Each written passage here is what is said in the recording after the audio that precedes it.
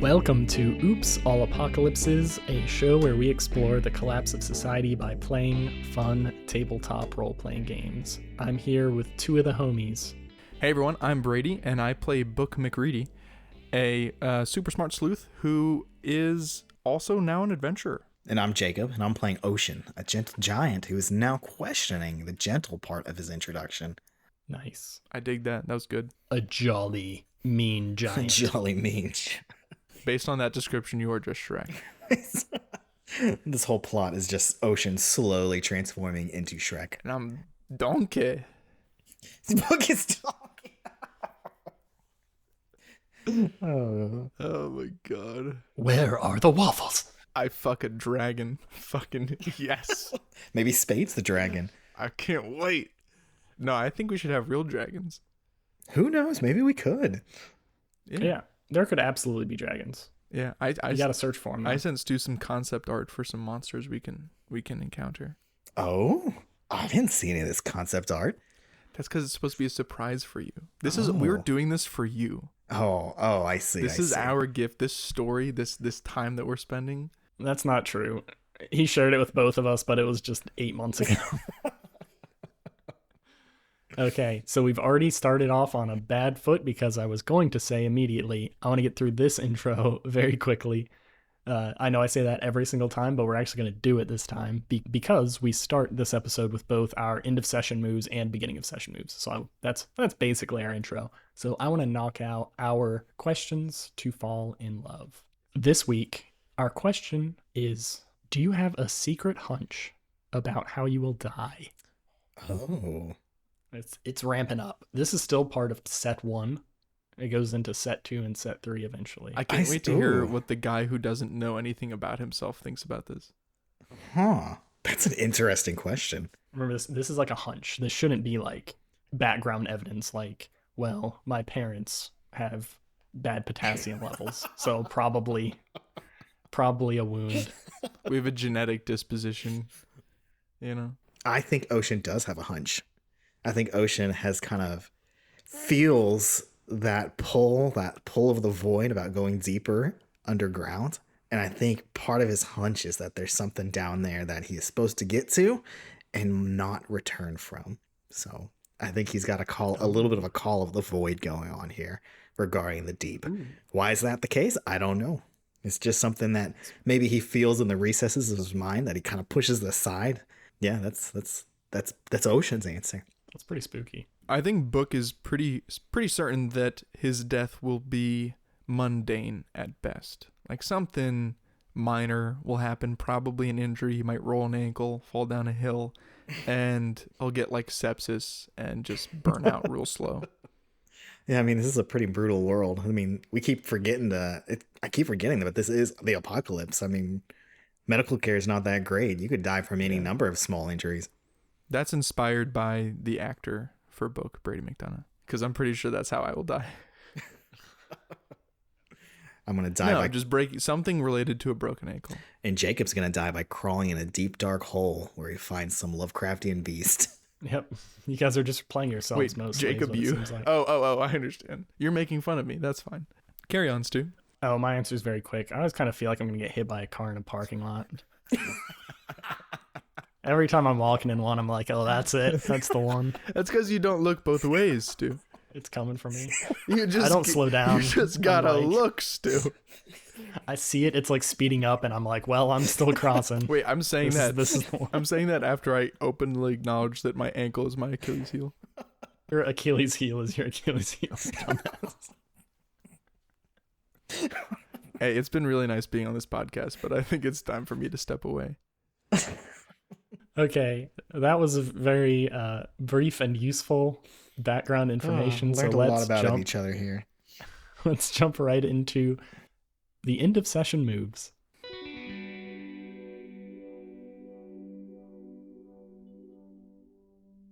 So at the end of every session, choose one character who knows you better than they used to, and tell that player to add +1 to their HX with you on their sheet. You can choose at most 2.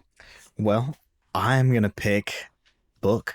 I think Book knows Ocean a lot better at the end of this. Oh, yeah. possibly in a way that makes him think he knows him less. Yeah, I Yeah. think that Very confusing, but I yeah. think that makes sense. And remember, you do have some NPCs who have history, and you can also select any new NPCs you think you should have history with. And again, remember, if you give them history, that's basically going to make me put them in the story more. So if you give like Pistachio Jones history, you're going to be interacting with him more. If you give Spade history, you're going to be interacting with them more. Give Juniper history, which I don't think any of them have history Nope. yet. Is that right? Okay. Those are like the three big ones, I guess. I'm trying to think of who I interacted I would with. say also for Book, potentially Wallace would be someone you, since you healed him. That's usually like a big moment of increasing history. That's actually naturally when you heal someone, you gain history with them. Yeah, I was gonna say I don't think that Ocean knows me any better. So I'm gonna give mine to Wallace and Spade. Yeah, I think that's a good call. Do you have a second one you want to give one to Ocean? I'm trying to remember who I interacted with the last couple sessions. Yeah, Hickory saw me do some shit. I think I would give it to Pistachio Jones. Because, I mean, I just fucked him up. I just fucked up his shit, so I think I think it's a negative context of history, but I think he's definitely got some history with what me now. you showed was definitely something that can be used against you, right? It's like knowing you much Yes. better. So I think that's a pretty strong. Okay, judge for yourself. Are you satisfied with your place in the world? No. Yeah, no, I think Ocean is even less satisfied with his place in the world. Okay, you get +1 XP. And finally, does your scavenge choice still hold true? So Book had a big moment here where he used the truth to balance the scales with Spade, because she had hold over him and now he has some level of hold over her. But the truth is still sacred to him. So even though he has used his knowledge to manipulate someone, Do you think do you think you've changed how you act in a way that's going to improve your quality of life? I guess is the way to phrase it. I think that door is opening, but I don't think it's open yet. Okay, then you both get +1 experience. Okay, and then I believe we have one end of session move with one of our players. Indeed. At the end of the session, I get to choose one of my mysteries, and I want to know if it's true or false. So Stu and I discussed, and we talked about it the last time we ended a session, that we have a little variation on this, where it might not be a full-blown mystery that I'm solving, but it's a piece of the puzzle that we're trying to unravel. The piece that I want to know is during my conversations with Spade, I think that Book was trying to get little snippets of information that would help him solve this mystery. And that is that the mural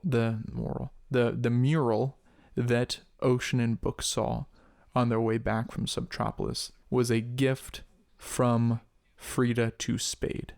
That is my theory, is that Frida interacted with Spade and was compelled to give them a gift like Book was, and the gift was that mural. I will give you a little more than that too. I will say, yes, that is true, and that Spade does not like it.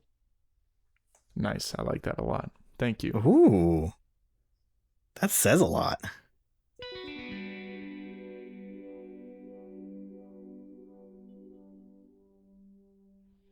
Okay, at the beginning of every session, let's roll plus barter. Okay. And you guys have had very bad luck with this so far. It's because we have such bad barter. Okay, that's actually really good. That's a 8. 8? You did pretty just good. get a shotgun and a submachine gun, so I think that tracks.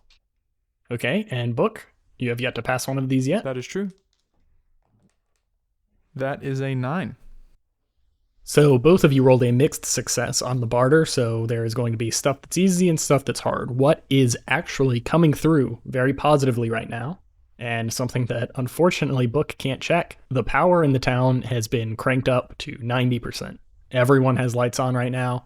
Everything's looking good. It seems like what you did, even though it seemed to kind of wash out at the end, or at least Hickory was trying to frame it as an even trade. It seems like you've had some sort of impact. Who knows how long it's going to last. But right now, all of you have plenty of power to do what you need to do. Okay. Basically shuts off every night for 8 hours, comes back on 8 hours later, and stays on all day.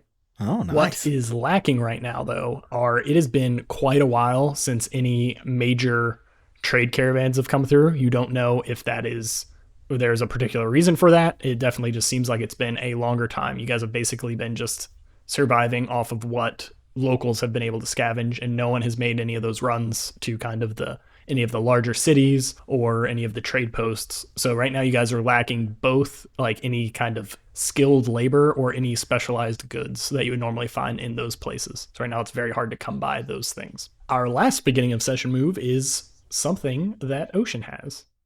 It is indeed. I think it's kind of fun. Book has a end of session and Ocean has a start of session. Yeah, you guys are just such opposites. Just another little thing to add in there to This opposite. is such a wacky sitcom. It really is. All right, let's see. So this is my vision. So I get to see on a success, Stu can screw me. Stu can't screw me quite as hard. But if it's a failure, he can screw me pretty hard like how he did last time. I think it'll take a lot to live up I to don't that. apologize. Okay, that's a 4. Isn't it plus hard or is it plus weird? It is plus hard. Okay, so you're pretty good at hard and you're still failing. That was a double. That was snake eyes. That was a snake eyes. Since this was a complete fail. You hold 3. Oh shit. I didn't even Yep. know that. I get to hold 3 against you, so I can basically spend those however I want. I can spend 1 to be able to cause a vision in a transition period. So like overnight, or if there's like a big travel scene, I'll say just like while you're going from this town to this town, this happened. Or while you wait for Book to come back, this vision happens. Or I can spend 2 to immediately interrupt you and cause very bad shenanigans like I did last episode.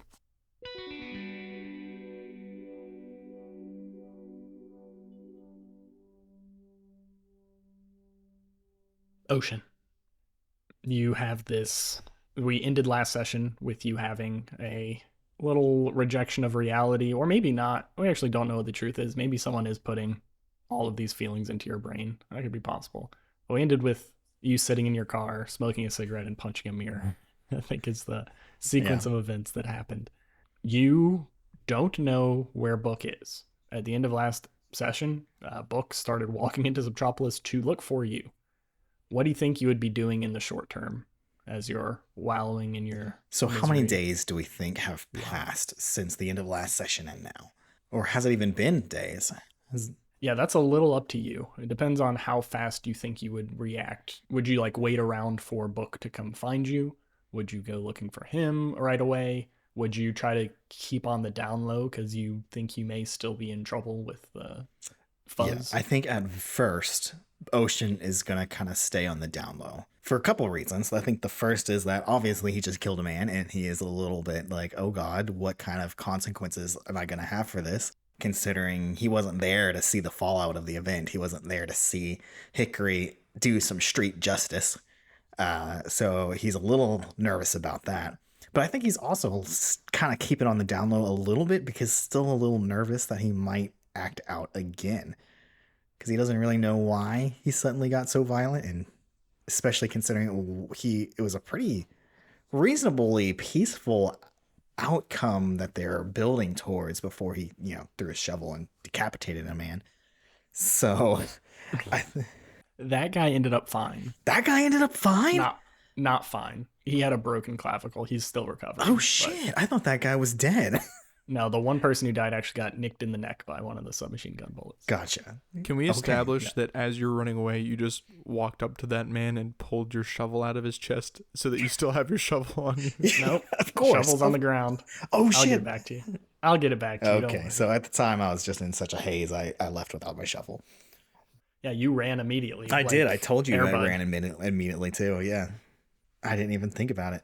But yeah, I think he's kind of on the down low because he doesn't want to put himself at risk for hurting anybody again. And so because of that, I think he's going to be on the down low, kind of hiding for a little while, and probably is going to wait at least a day or two for Book to come to him. Halfway through that second day, you hear a knock on your door. He is going to first... I got to visualize what Ocean's house looks like near. Yeah, your here. house and your door. I was trying to imagine it like peephole situation. I with, like, think he has a shutter. peephole. I think it's more of.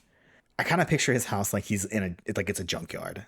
Yeah, I was picturing a lot of like corrugated steel with rust holes in it, you know? Yeah, like a junkyard, and then he's got a shack that he's kind of built out of like parts. And it's actually a giant mech. We're Megas XLR in this. Yeah, I bet there is a little peephole that he's drilled into the door so he can see out. So it's just literally a hole. Yeah, I will say it's just literally a Okay. hole because there's no why the climate's probably pretty similar the whole time, so Yeah. no point putting glass. Yep, you look through that hole and you see Juniper. He's standing there. He has your shovel in his hand, is the first thing you notice. How convenient. Yeah. He is gonna open the door and say, Juniper. Hey, haven't seen you around in a while. Book was supposed to come back and talk to me when y'all got back. Do you know where he is? I'll stop by his place. Is he here with you? No, I haven't seen Book since the encounter with Pistachio. Is something going on? No, everything ended up okay. I think you're kind of okay. Hickory probably isn't happy with you, but he's not like trying to hunt you down. Pistachio's been real cranky lately. But you left this. I thought I'd bring it back since I was coming to look for Book anyway, but you have not seen Book in a couple days. He told me he was going to Subtropolis to try to find you. He was going to Subtropolis Yeah. to find me. Yeah. Yeah, you know, the place you went. I guess I did start running off in that direction. Probably should have told him when I came back. Oh, okay. Here, let me grab that. I'm gonna go try and find him. I'm gonna grab the shovel and sling it over my back. Okay, if you find him, can you also give him this? And he hands you a tape, a VHS, and a handheld, like, camcorder recorder type thing. Ooh. Oh shit. I don't know why Brady got so excited. You don't know why? You're literally peppering in this Easter egg and you don't know why it excites me? Oh yeah, I'll make sure he gets it. He'll take it from him and he'll find like in his, because he has a lot of bags. He's gonna find like a hard bag that has like a hard shell to put the stuff in, so it doesn't get damaged, and sling it over his shoulder. Is it your Nice. Is it your Death Stranding bag? No, the Death Stranding bag is not hard at all. It's like a canvas sack with like supports that he could hook things to. Is how I was imagining it. Yeah, you find a cool hard CD case that people used to have their dozens of discs in when they had to bring them on the school bus to swap out in their Walkman. It fits Okay. perfectly right in there. I'm gonna put that in my Death Stranding bag, and I'm gonna put that on, and I'm gonna start heading out to Subtropolis. And before I go, though, I want to turn to Juniper. It's like, Juniper, sorry for the havoc. That wasn't how it was supposed to go. No, I know. I was kind of far away, but I talked through it a little bit with some of the people, and seemed like a rough situation you're in. Yeah, I don't know what's going on, but I'm gonna try and keep on the down low a little bit here for a bit, just in case. So I'll go find Book, and Yeah, I think that's a good idea. Yeah, find Book, get back, and just stay safe, and yeah, try to make sure he gets back here in one piece. all right. I appreciate everything you do for this town, Juniper. I'll give him a little nod, and No problem. I'll start heading towards Subtropolis. Ocean, you go up to the precipice overlooking Subtropolis. What's your approach to try to track down where Book went? First thing he's going to do is he's going to take a look and see if he sees any like footprints, because it's only been a couple days. I can't imagine I can't imagine like a lot of people come up and down. So he's going to take a look and see if he sees any footprints that he didn't leave there the last time he was going through. There is like no atmosphere, so nothing blows away, but that also means that okay, Brady, go. Come on, correct There's me. air, bro. Science man here. You can have temperature differentials underground that cause drafts, okay? It happens in mines all the time. Yeah, because they have a hole to the top somewhere. Whatever. You'd still have geothermal vents that would cause temperature differentials. That's all I'm saying. Maybe we do have a hole to the top somewhere. But fine. Continue with our windless story.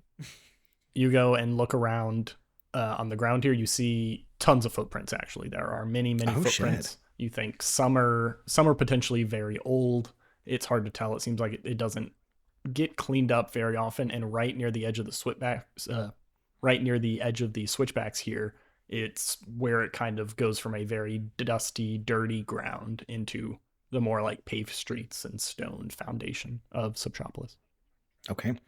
But if you're trying to track down his specifically, give me a sharp roll. So, yeah, I'm going to try and track his down specifically, but I also want to see, does it seem like there's been a bunch of footprints that weren't there previously since I was down there? Roll for it. It's a 5. A 5. You look through these footprints and you're trying to track down which ones could possibly be books. You see some that seem to follow your path that you took all the way back down to where you picked up the submachine gun from the vivisected individual that you think got torn up by the sewer monster. So you kind of see some tracks that seem to be matching almost exactly what yours were. And as you follow those back, they lead down into the tunnels, the same sewers that you experienced this mole monster in before. Okay. Does it seem like there's been like a lot of activity down here in the last couple of days since I've been down? It's hard to tell. You can't really tell the age of any of these. Even these ones you're following, they could have been very recent or they could be very old. Before going down into the tunnels, he's going to try something. He's going to pull out the walkie-talkie that he keeps with him, that him and Book share when they go out on their little expeditions. And he's going to hit the button. Bloop. Book, can you hear me? Give me a weird roll. Weird roll. Finally, my first weird roll. That's an 8. That's a 9. I have +1 weird. I forgot. Ooh. You push the button on the walkie-talkie and you hear that kind of familiar static that kind of always permeates the background of the transmission.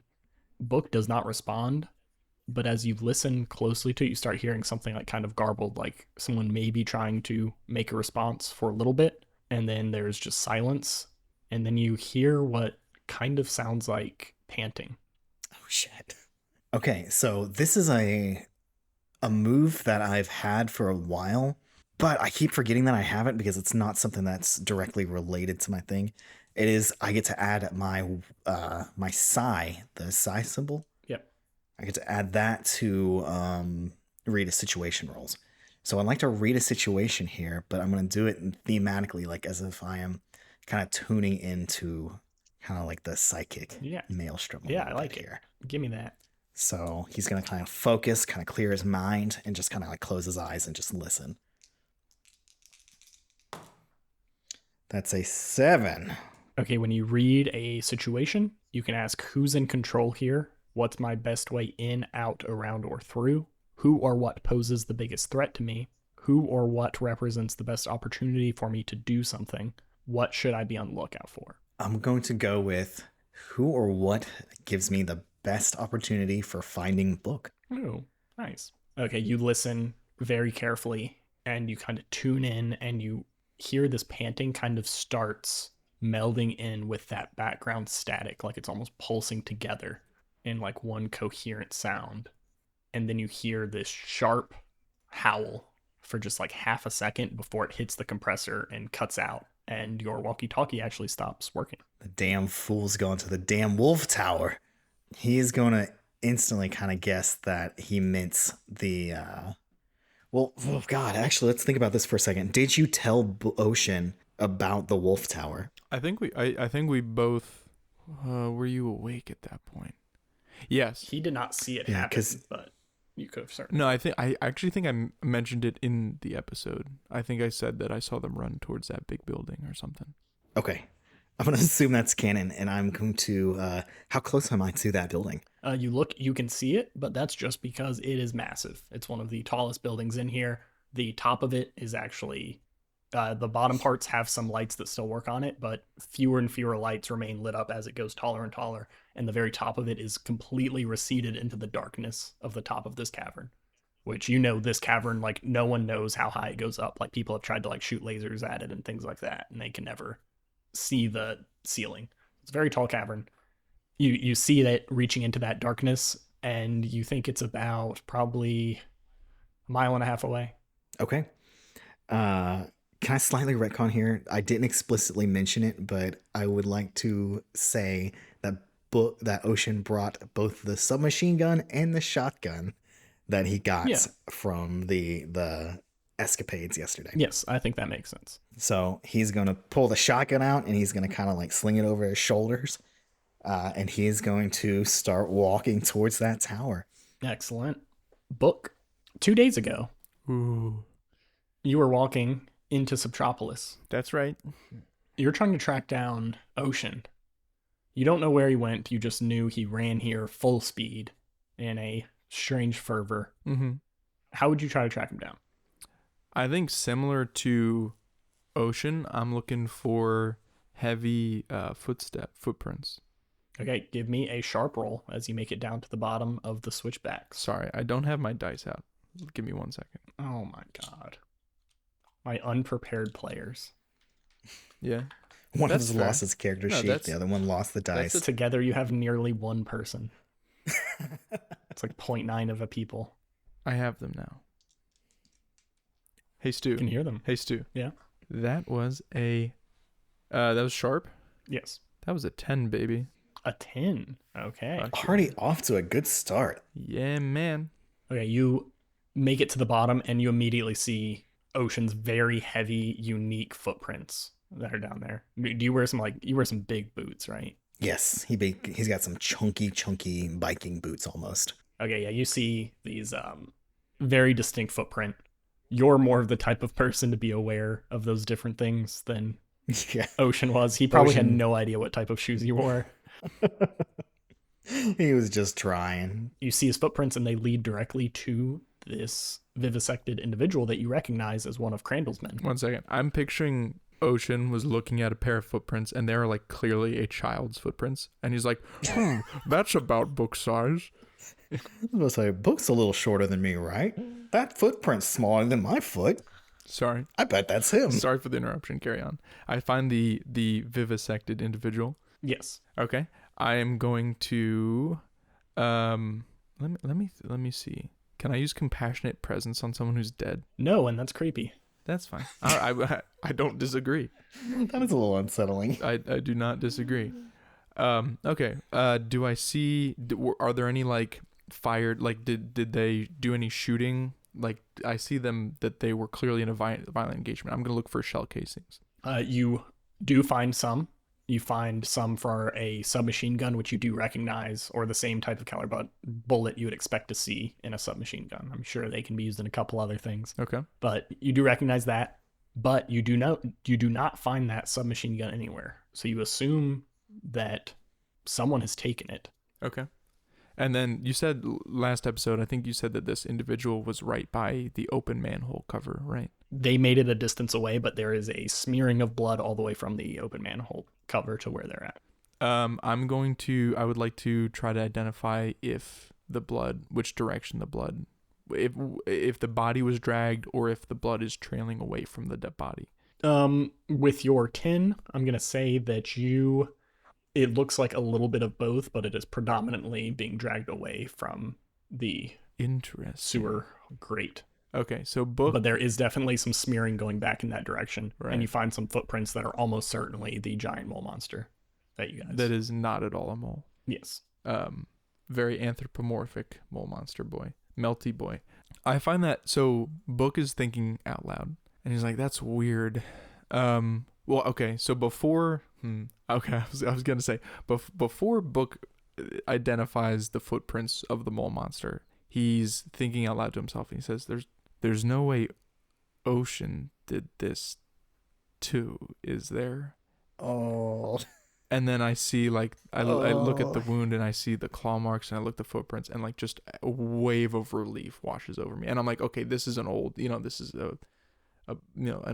body.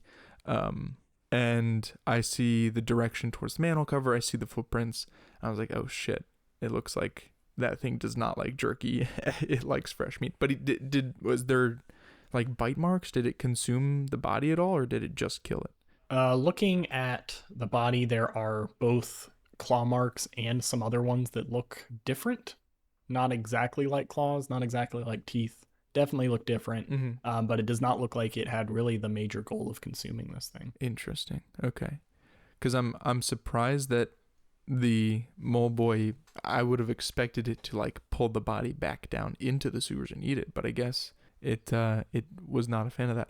I'm going to, oh man, Book's curiosity is like, he is tingling, like he needs to know what happened here, but he has like I have a pretty big sense of urgency because I gotta find my friend. I gotta figure out if he's okay. Book is torn. But he also, oh God, am I gonna do this? Yeah, I think I am. Book is saying that to himself. And have I kind of, is there any other tidbits of information that I should be looking for here, Stu? The only thing that I hit on very briefly is that you notice the gun's gone. I'm going to say it makes sense with Book's footprints that he probably took the gun from where it's at. It was like a little bit of a distance away. You look, and on the concrete, there's some like scuff marks from metal scraping against it. Right. Okay. And it looks like the gun was probably there, and you think Ocean probably took it. I'm going to search the body for like a sidearm or a knife or anything like that. You find a fully automatic pistol. It's like a CZ75 auto if you play Counter-Strike. I don't know if that's the real name of a real gun. I don't have to fucking Google that, Stu. CZ75? Yeah, but it has a bunch of like aftermarket mods on it. You think the like barrel's been extended a little bit. You see that the clip is like way too long, and there's actually like a little grip on the front of it. I don't have a shoulder holster, but if I had one, that's where I'd put it. Does the person have a shoulder holster that I can steal off of the dead body? Yeah, they do have one. You think it probably fits you. You're a similar build to this individual. Okay, I'm going to absolutely desecrate this corpse and wrestle it off of the rigor mortis torso and get that shoulder shoulder harness for this machine pistol.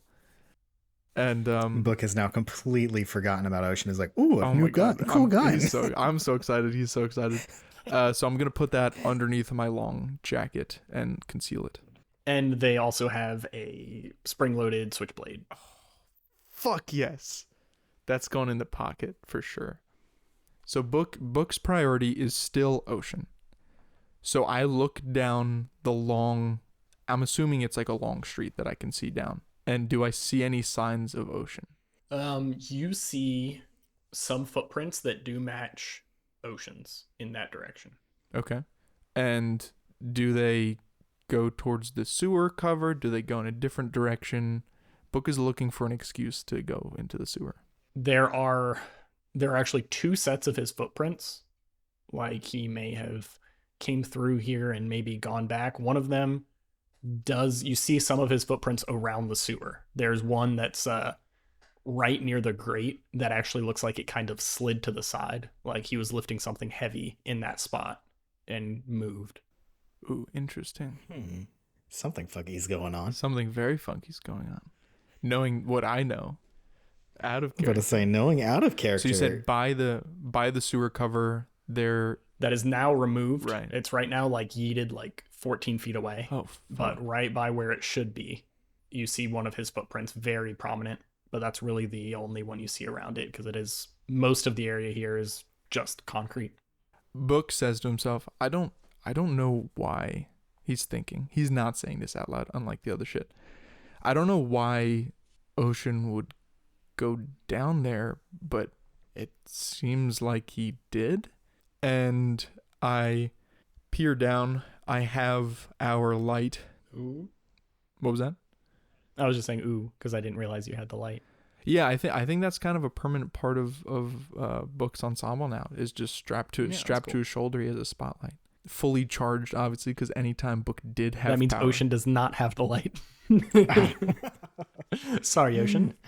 Oh man. Well, based on our last adventure, I had it in the sewers, so I don't think I would have. I mean, I feel shitty about this because Ocean did wrestle it off of a building. Ocean electrocuted himself for this light, and Book has claimed it as his own. But you have like your backpack and all your other like you got the shovel. Yeah, your hands are full, dude. You seem to understand how the light works anyway, to program it and stuff. And you carry lots of shit, so like, I guess I could take the strap that I use to keep it on my shoulder to keep it on your shoulder, but what fun is that?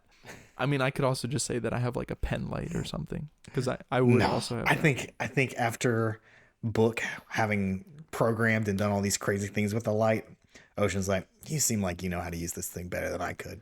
Yeah, so that's... And he'll let you keep a hold of it. Well, that's very generous of you in retrospect. In retrospect, it was very generous of Ocean.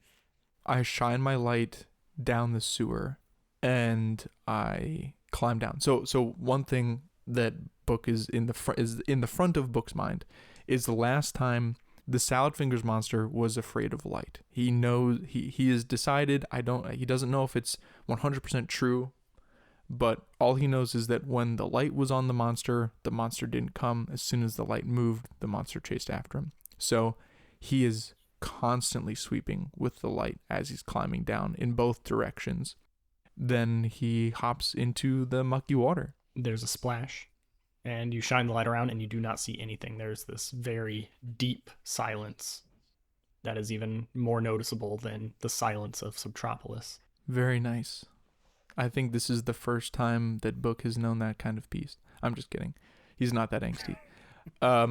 Okay, so I look in the direction of Hamlet opening, and I see the corner where the monster peered around from, and then I look in the other direction, and basically what I'm trying to see is two separate things. What direction did the blood trail lead? And I'm assuming it's just like drops now, and I'm not even sure that I'm going to be able to see much. And then the other is, do I see any more footprints that look like Ocean's? Yeah, this is going to be another roll. You think footprints are going to be hard to scope out, but give me another sharp roll. I can do that.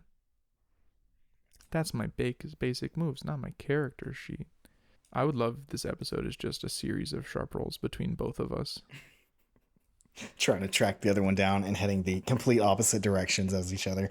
Listen, I know, okay, I just want to say, before I tell you what I got, that like lots of numbers add up to the same numbers, so don't be mad. But I got a 10 again. This man's cheating! Lots of numbers do add up to the same number. You are correct. And with the 10, you still can't find any of Ocean's footprints down here. It is just too much. It's water, right? There's water under your feet. You can't see much.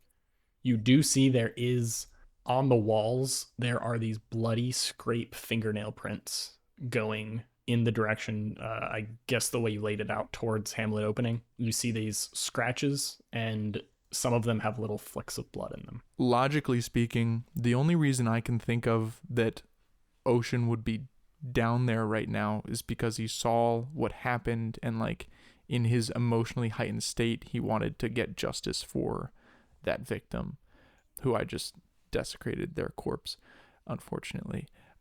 So I am seeing no other clues other than the claw marks. I am going to follow them in the direction of Salad Fingers. Once again, I'm still sweeping with that fucking light. My head is on a swivel.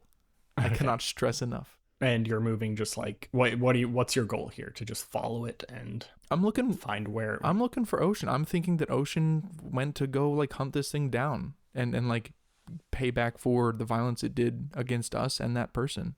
I'm thinking about who I know Ocean to be, and I'm like, Ocean has a very strong moral compass despite what I just saw. I know that about him, and I think that he blames himself for that person getting killed because we could have stopped that thing when we had the chance. Give me a try something challenging roll. Raggy. Our weakness. In keeping with Book's stats, that was a 5. You start walking down this tunnel. You're trying to remain quiet. There's this water that is kind of sloshing underneath you. It seems to be getting almost a little thicker, which is strange. It's like a nice chunky stew down here. And as you slowly bend your way around a corner, you think you catch the reflection of like two eyes looking at you. Fucking at the distance. Gollum shit. But as you look around the corner, one of these water valves that kind of controls the flow of water underneath the sewers opens up, and this torrent of water starts rushing over you, and you get knocked to the ground. As you hit the ground and you're trying to like keep your head above water, you think you hear something coming towards you. Okay. I am... Then we're gonna jump to Ocean. Fuck. Where are you going, Ocean? I'm going towards the wolf tower. Okay. As you head in that direction, so this is a roll we did a while ago, like episode 1 or 2. But when you plunder Subtropolis, roll plus sharp.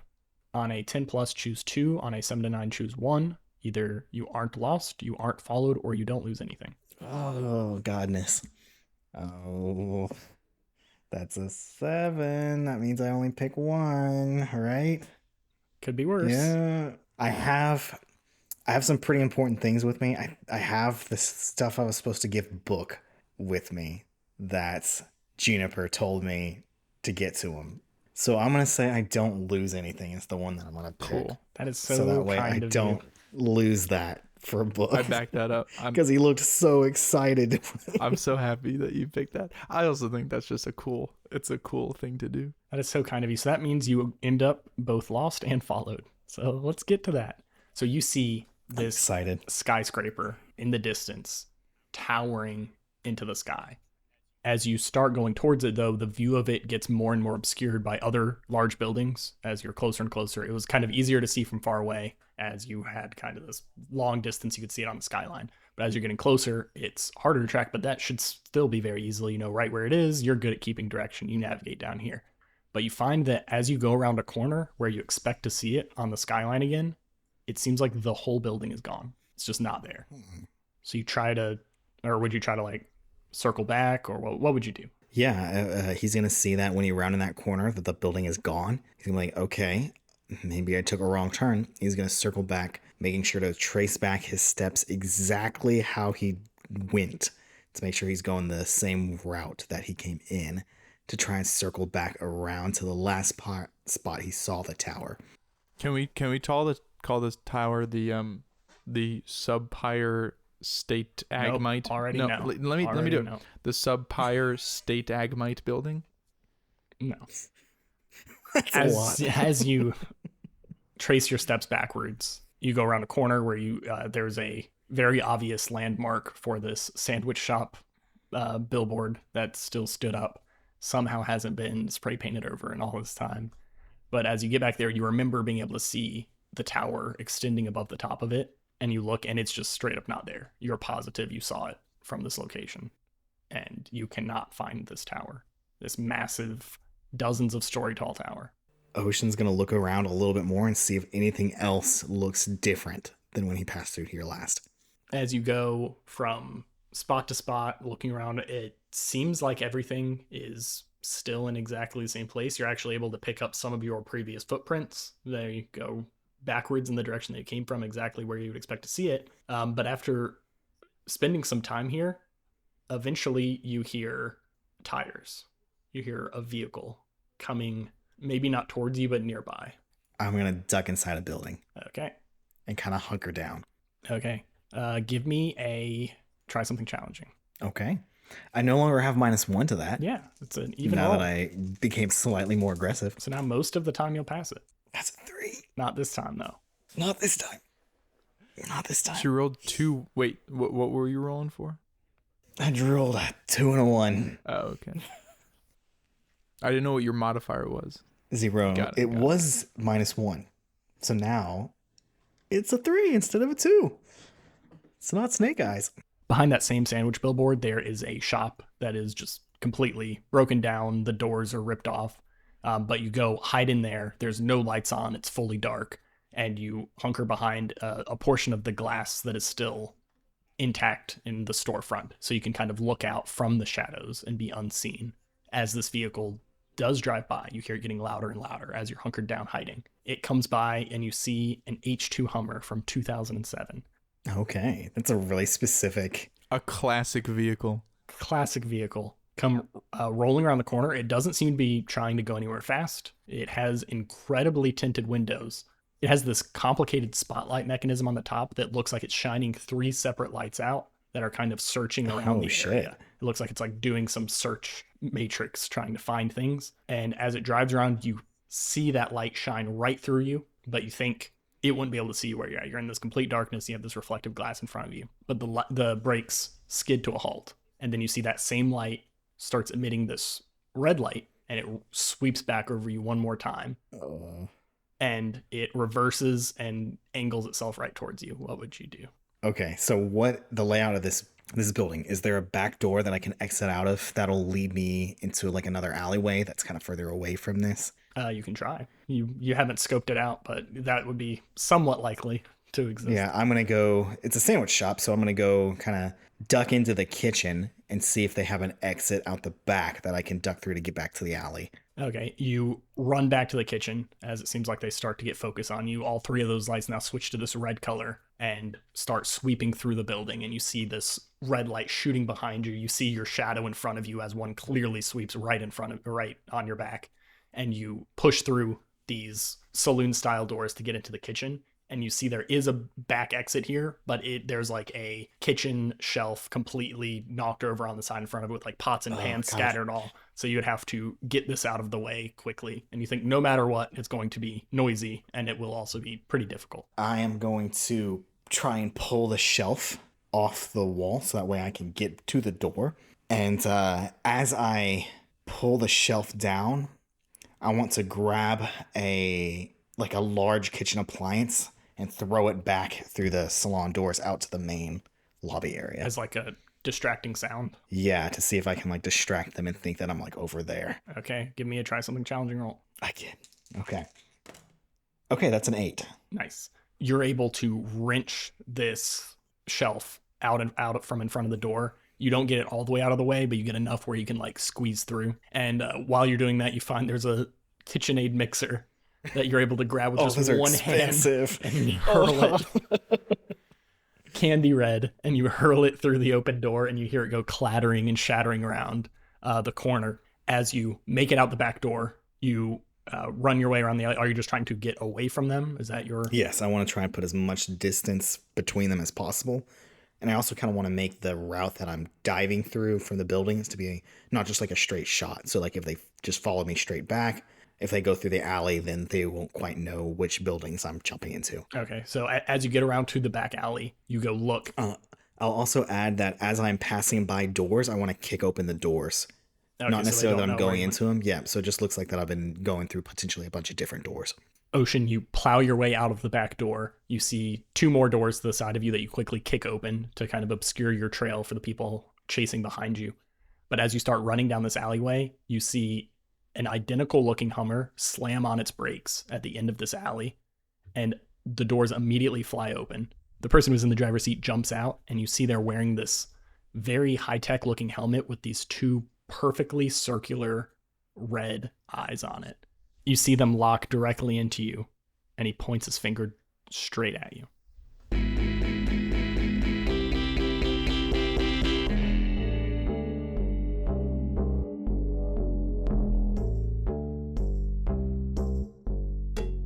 Hello, and thanks for listening. Brady here to kindly request that you force this podcast upon all the people you cherish. It's okay if it drives them away from you, as long as they end up in the warm embrace of our following. I'd also like to make a special shout out to our international listeners who may just be Americans with VPNs. If you are real, we would love to hear about how you found our podcast and what you think. Feel free to hit us up at oops@stu.cool or any of the socials we don't have. As always, Stuart Masterson does our music and editing, Jacob Cecil provides unlicensed legal services, and I draw shit.